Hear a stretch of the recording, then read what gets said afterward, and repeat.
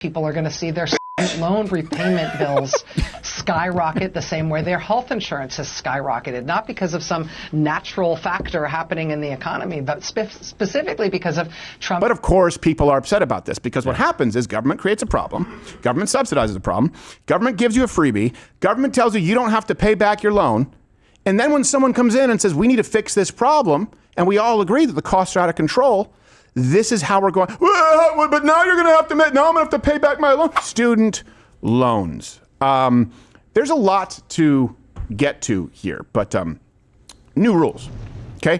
Some new rules with student loans. Government created the problem, then government subsidized the problem, then government subsidized a solution to the problem, which made it worse, and then Joe Biden effectively said, you know what, you actually don't need to pay for any of this. It's been a racket. There are some rule changes. Largely positive from President Trump. Let's start with this. Do you remember when Joe Biden promised to unconstitutionally and knowingly unconstitutionally forgive student loans? I made a commitment. That would provide student debt relief.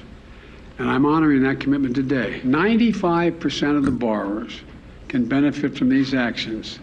That's 43 million people. And to the taxpayers. Is this unfair to people who paid their student loans or chose not to take out loans? That husk. Is it fair to people who, in fact, do not own multi-billion-dollar businesses if she want these guys to give them all a tax breaks? Is that fair? What do you think? What about people who paid their loans, though, struggle to pay their loans, and now others don't have to? That's a good question. Is the date wrong? What was it? In the upper left-hand corner? Oh, was it? What did the date say? That's a good catch. It was the future. It was the future. What did the date say? Show it to I'm me. sorry, it was the future. 2026, August 2026. Oh, okay. Yeah. Well, somebody's fired. I was just You know trying what? to prove Let's just blame Noodles. He already screwed up once today. All right, sure. Great job, Noodles. By the way, we typically only blame people who, they have job security. The rest of you out there, I don't know. And by the way, if I fire any of you, I'm going to have Nick do it. Yes. Just fly him in. I'm coming in the bathroom. I'll do it.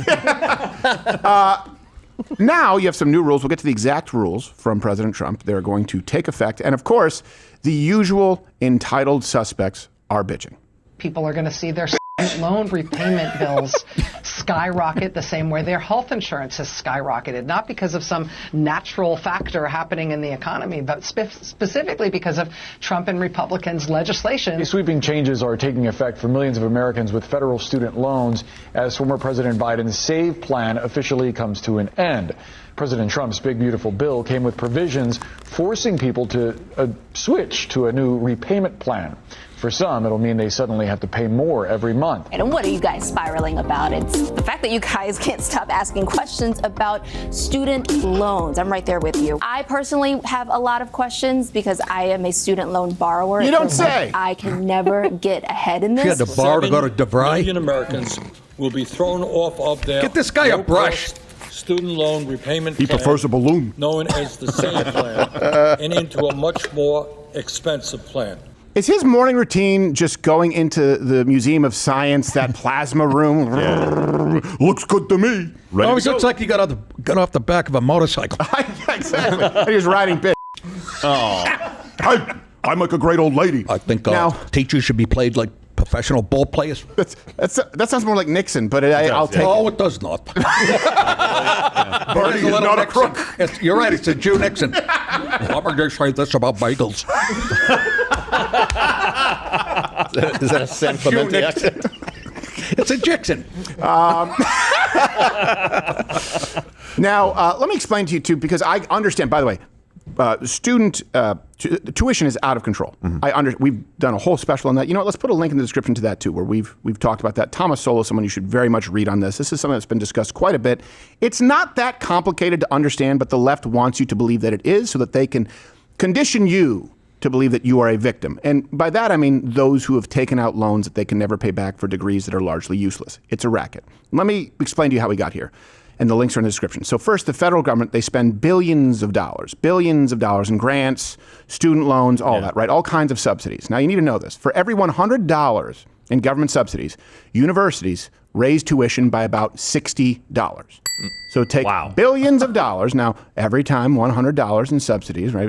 This is an equation that people have done. Economists, far more brilliant than I, you can go check the references, goes up by $60. So since 1963, tuition has gone up 750%, even after adjusting for inflation. And the internet. Yeah. Like you can go to school online. The current federal student loan debt is $1.6 trillion. So people take out federal loans for useless degrees. They don't pay. Then Biden basically forgives them. That's what happens. Government creates the problem. All right, let's put some more subsidies, a grant. And a lot of these, kind of like remember the subprime, right? The affordability in housing. Yeah. Mm-hmm.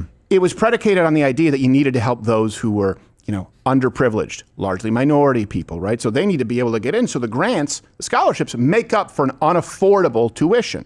Well, if you're a university, what are you going to do? You're going to immediately make everything unaffordable.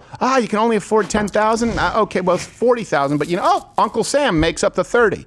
If they don't do that, they would be leaving money on the table. They are incentivized to do so. Right. Then the government steps in and says, you know what, we're going to back these loans. And really, if you don't pay them back, the government's going to be doing this. Absolutely. I just want you to keep this in the back of your mind as we're explaining this. Remember, these are indoctrination factories. Why would the federal government want every single person to go to school to get useless degrees? I'm not talking about people going and getting very useful degrees to be productive and educated in society, but keep them out of trade schools, keep them out of working and going to smaller community college, keep them in these indoctrination factories and make sure that the money never stops. Why would they want that? Well, yes. Oh, I was going to say that point would have been much more credible without that tuxedo T-shirt on. That's true. It's a little bit tough to take. So everybody's a critic. Let me give you a little bit of of Rachel Maddow's language, though. She says, due to no naturally occurring economic issues, that is the point. This can't occur in nature. No, it can't. Everything that happened in pricing university, this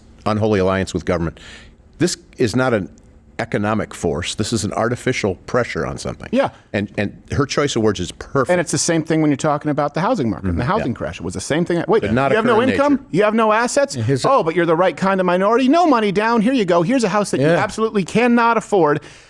Look, before I get into the then and now, the rules here, how they've changed. I had this conversation with someone, I won't give you his name, but a military veteran. Yesterday I said, hey, do you have any student loans? No, he said no. I said, but have you ever taken out any other kind of a loan or line of credit? He said, yeah. I said, okay, let me ask you this question. Have you ever taken out a loan or a line of credit? It's a two-part question. And then found yourself surprised that you would have to pay it back? And he laughed. I said, that's the situation here. Exactly. Yeah. Same thing happened with homes, by the way. People couldn't afford them, so they didn't make payments. They should have been foreclosed upon, right? The government said, you better give these houses to these people. By the way, we're the ones who are going to pay for it. That's the key detail here.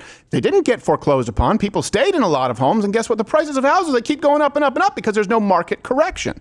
People use the term predatory lending. Remember that term? It's very famous. It said predatory lending. Had the same conversation with someone who is inherently conservative, but maybe not up to speed on these issues. Mm-hmm. I said, so you've taken out a loan before, credit? And he said, yeah. I said, how does a bank, it's not a trick question, how does a bank make money? I said, it's okay. He goes, well, they make money on the interest. I said, exactly right.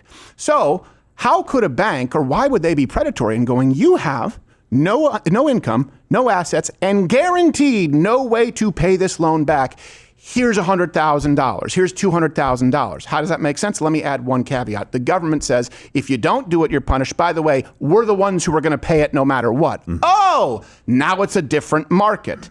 That's why they don't correct. That's why you haven't seen the market corrections with tuition, with housing, with, by the way, air travel in a lot of ways, with automobiles. So let's go specifically to student loans. Hopefully that helps with the macro. You guys let me know if that helped as a little bit of a briefer. Then, the Biden rules. So they were either low or no monthly payments. The loan forgiveness was for low-income borrowers. And by the way, that doesn't mean lower middle-class Americans who are paying taxes. You are paying for those loans. Yes. It was one of the greatest wealth transfers in American history because you know what? If you were a student to a wealthy family who got a gender studies degree, but you were generating no income, guess what? You're a low-income borrower. And the electrician, his taxes are going to pay for your loan. The payments were capped at 10% of discretionary income and forgiveness after 20 years. There was no cap on borrowing when getting student loans. Now, this brings us to the new rules. The Biden rules the unconstitutional guidelines scrapped.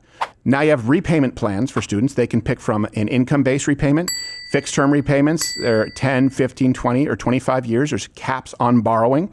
$20,000 a year, $65,000 lifetime per student, higher for grad students. And this is important because this should lower the price overall for university because it's not a free-for-all anymore. If they know that people can only get certain loans and that Uncle Sam isn't going to pick up the tab, they better start making it a little more affordable. All it takes is a couple of schools, a couple of universities to say, you know what, we're going to provide a service at a more affordable rate in 2026 when they have a smart device in their hand. And everyone else has to follow suit.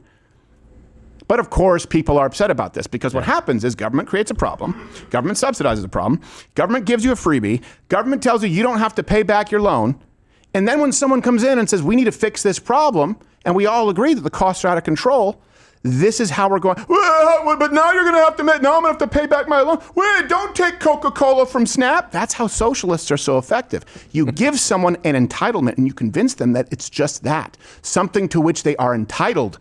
Any correction feels like a wrong because they've gotten used to a manipulated market. Right. So one educated woman posted this on X and it just went viral. She wrote, here's my student loan under Biden, $145,000 balance, monthly payment $32. My student loan under Trump now is $289,000. My monthly payment is $658. So hold on a second. I don't even know how you got the $289,000. Let's just take it at face value. Your loan under Biden. You know how you know socialism? People just say it's Santa Claus. It's a fairy tale. Her plan. And at no point did it occur to her that this may not be something within the bounds of reason. She was going to pay that loan back in 377 years. What? But it's forgivable after 20, right? Forgivable after 20. That's the point.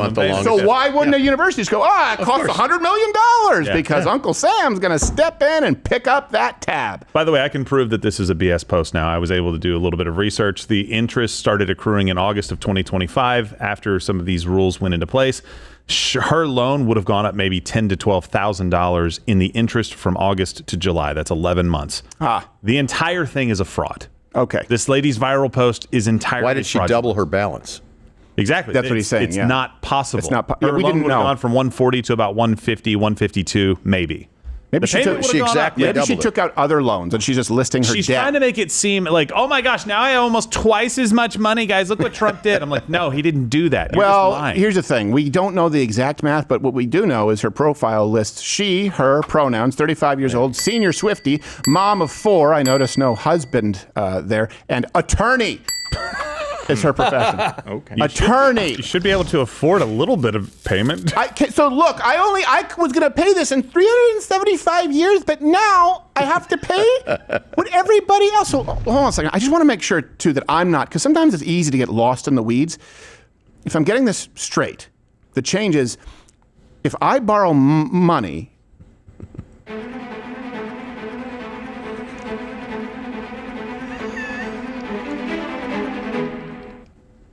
I have to pay it back? That can't be right. Let's check the tape with the smartest man in the world. Oh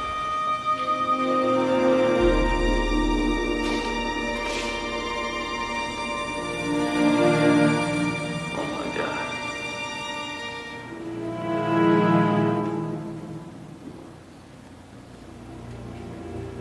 Looks right. How do you like them apples? I love the language. Have to give back.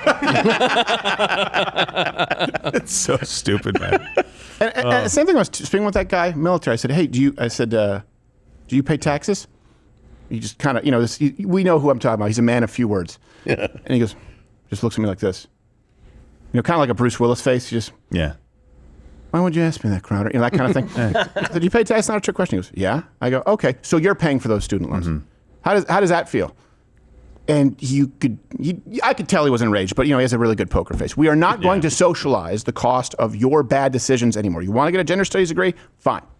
People in STEM fields, people in trades don't have these same problems. You need to start making better decisions. The good news is it is easier than ever to become educated. I will say this, isn't it amazing the complete financial illiteracy of so many Americans. Think about how much you go to school, and you're taking out a loan to go to school. Anyone here actually learn how to balance a checkbook, learn how to balance a budget, learn how to deal with finance, how to deal with credit card? Anyone learn that? And I didn't.